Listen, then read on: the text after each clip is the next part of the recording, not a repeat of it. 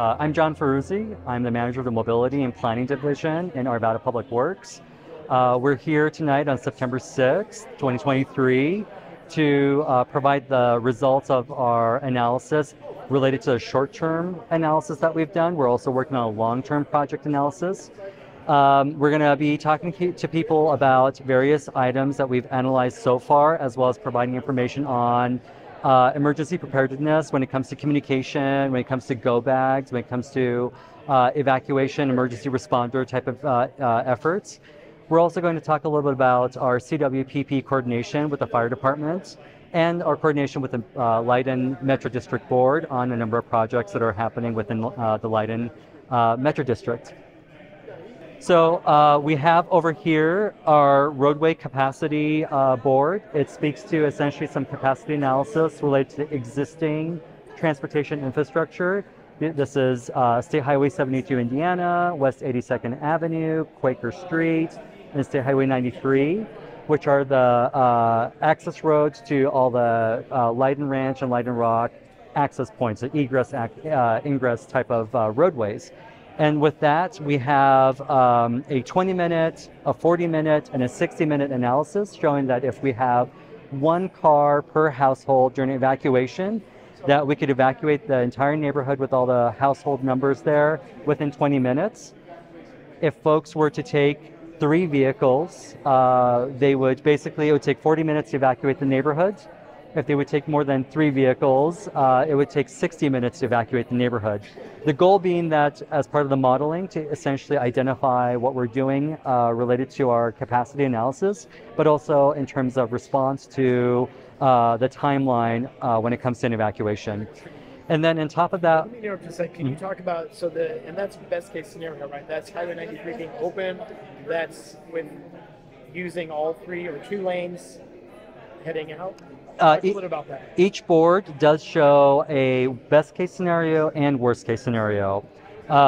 What we have is it says basically works when all roads are open, and the lane configuration is as shown. We have a cross section of the lanes showing essentially on a 2-lane road how we can divide that to 3 lanes, doing 2 outbound and 1 inbound.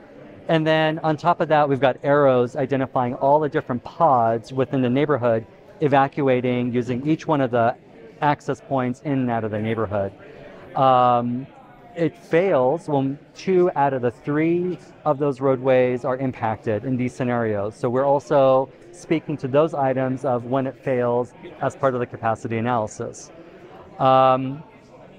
Concurrent to that, we also have long-term recommendations that are under review that we're talking about. Those are related to improving the capacity of the roadways over the long term, projects that are 5 or more years out. And on that list, we are looking at, for example, building a crossing at the railroad. That's been one of the recommendations from the public. An enhanced roadside environment, some of the interests around that. Expansion of the sidewalks, if in case there's a need to get people out on foot, if there's an incident on a particular roadway, as well as building a parallel road along the railroad tracks and the Jefferson Parkway as part of the long-term roadway network. So those are part of the long-term recommendations that are under evaluation, and we're going to come back with information about those at the next public meeting. So all this is all the short-term improvements, and then we're also evaluating the long-term. So I know it's putting you on the spot a little bit, but so talk about what I think my community really wants to know is, given another Marshall Fire type situation, which in our neighborhood is fairly frequent with the high winds, you get a fire coming through, it's coming from the west. Are you guys feeling like we're going to get out? Or Yes. Do you feel like it's what's currently, the infrastructure currently there is adequate to evacuate our community within how long? So our scenarios, the capacity analysis does show that we are able to evacuate the neighborhood within 20 minutes, 40 minutes, 60 minutes, but that depends on the number of vehicles people take with them. So that's part of our education process with the public to say... You recommend, I assume, 1 per family? Yes, 1 vehicle per household. And we have actually 1.5 evaluated. The reason for that 0.5 is, let's say, for example, in one household, people took 3, and another one, people took 1. That's 1.5 at that point with the, analysis that we do. It's ITE handbook, which is the Institute of Transportation Engineers handbook that recommends 1.5 for analysis purposes.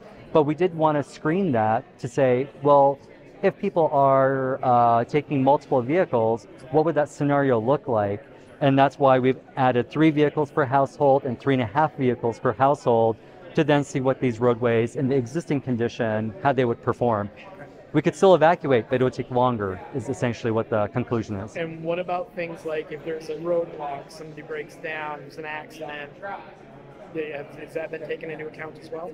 Yes, so that's where we have the number of roadways that are closed as part of the scenario analysis.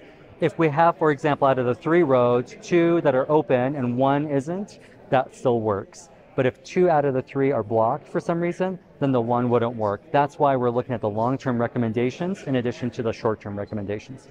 Excellent. Nicely put. You want to take me to the next one? Absolutely. So over here we have our neighborhood engagement information. As part of what we do, we have our lookout alerts as well as Smart 911 information that we're interested in getting people registered for. At the end of the day, what it comes down to with neighborhood engagement is, and I know the Metro District is talking about having block captains, people who would be welcoming newcomers to the neighborhood, helping them if in case of an evacuation with some information and guidance during those kinds of incidents. Well, we do have resources at the City of Arvada to help with Neighbors Connected, what it's called, to help with that connectivity piece between residents, and we encourage that. On top of that, we also are looking at our communication systems, and we do have ways for people to register if they have a medical condition, pets, specifics that they'd like to provide.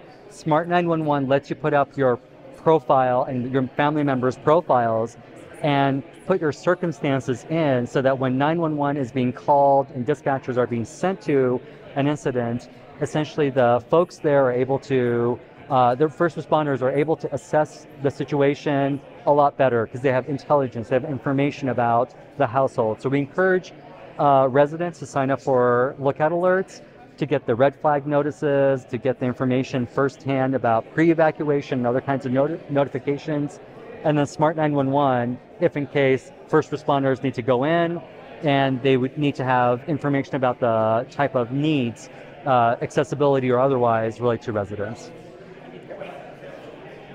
We have our CWPP as well. That's the Community Wildfire Protection Plan. That's part of the analysis that's being done through the fire department. It's a parallel effort, and the 2 studies between the city and the fire department are coordinated with each other. So as part of that process, you mentioned the Marshall Fire. There's analysis being done on the CWPP. That's where the information on the evacuation, 20, 40, 60 minutes information that we're looking at comes from. And we are trying to essentially figure out, are there any gaps? Is there anything that's coming out of the fire department recommendations that we need to then incorporate into infrastructure to look at? And there are, for example, water-related information in the CWPP that does relate to infrastructure. So we're beginning to communicate on those kinds of elements between the 2 projects. The operational planning and coordination station is really about our emergency operations and how it gets set up when there is an incident. We activate an EOC, an Emergency Operations Center. There is a command station between the fire department, the police department, and our emergency manager, who is Nick, and is talking to folks here. As part of that effort, there is discussion on how to resource our first responders. And therefore, we are showing when an incident occurs, how the resources are deployed and escalated depending on what the first responders are running into and what resources need to come to help them with the issues. Then over here we have Brett, who is speaking to some Metro District projects at the Leyden Rock Metro District. There are a number of proposals that we're also incorporating from the Metro District into our analysis. Part of the projects relate to a number of egress points, and they overlap with our long-term interests around the railroad right-of-way. If we can work to place for example, parallel route that would be for emergency purposes or cross the railroad, that's part of the consideration with the Metro District as well. So we're trying to merge those things as part of the analysis that we're doing. We have members from our police department, fire department, city management, and leadership here. We have folks from the technical side of things, or consultants who are experts in emergency management on hand. So tonight we're going to be discussing our study and essentially sharing the results of our analysis. We will be posting this information also to the Project Speak Up page. That's speakup.arvada.org. And if you search Leyden, right in the search box, the project information along with the project timeline schedule, all the meeting materials are posted there. And Chris, if you'd like, you can provide us with the video, and we would be happy to post this information on our Speak Up page as well. The main takeaway is that the city does have coordination when it comes to different projects and efforts between the fire department, the city entity with its own departments, as well as with the Metro District and the residents. It is a group effort, and we're trying to help communicate that. There are certain steps that residents need to take with registering on Smart 911 or using Lookout Alert, registering on that front as well.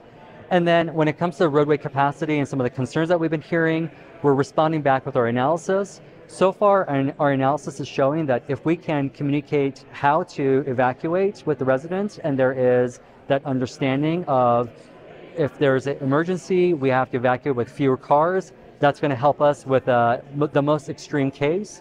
And then with the future growth, we're also wanting to help communicate that we are working on analyzing the future infrastructure projects as part of the analysis. What's your number one tip for residents that they can do to help be prepared? Sign up for our Lookout Alert and Smart 911 systems. I'm an Arvada resident myself. I have signed up for those. They provide a lot of useful information. I'd recommend it to my neighbors and to our community to sign up. It's very easy. Please sign up for that, as that is the most critical way to get information out to the public. Last question. Related to all this, you guys have done great work, but if you're like me, what keeps you up at night with all this? What's still bugging you? What do you want to see changed in this scenario? I would say we are interested in seeing more people connected to the pre-evacuation side of things, being prepared essentially. After all, this is an emergency preparedness plan that we're working on, and we have go bags that have checklists, for example. Households, residents need to have their checklists, their important documents, their medication, their communication order with their family members, so that if in case there is a need to evacuate, that they are able to get out in a quicker manner. That could save lives. And I worry sometimes that maybe this message doesn't reach enough people and they're not as prepared as they should be.